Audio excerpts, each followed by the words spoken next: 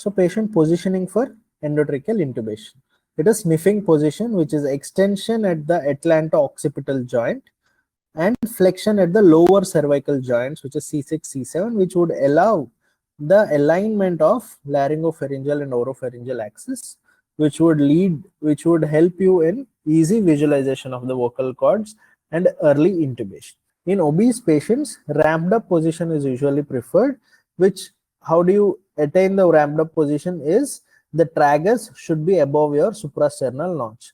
Just imagine if you just put the sniffing position type of thing with one pillow for an obese patient, you will not be able to visualize the cords, or you will not be able to ventilate also, because this axis will not align the patient, the oropharynx to the laryngopharynx to the lungs. It will not align better. But in this, the alignment is better, the intubation is better, the ventilation is also better. The visualization usually improves with this. So again, just in case if there is a neutral trauma patient where there is a risk of C-spine injury or there is suspicion of C-spine injury, you maintain neutral. So for intubation, so as I said, see the left side images.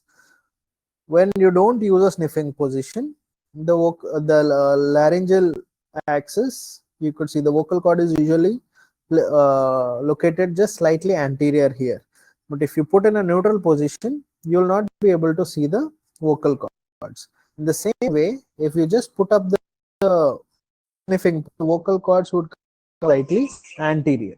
So for intubation, we need the visualization of the vocal cords. So how do you visualize the vocal cords? Usually when you open the mouth, you will only be able to see the tongue, maximum of the hard palate, right? So swept away from your cavity, like it is moved to one side, you will be able to see behind the tongue. So what is there behind the tongue?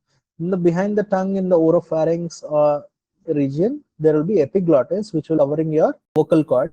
There's a curtain-like structure which we read in our first year anatomy, which will be covering and protecting the vocal cords.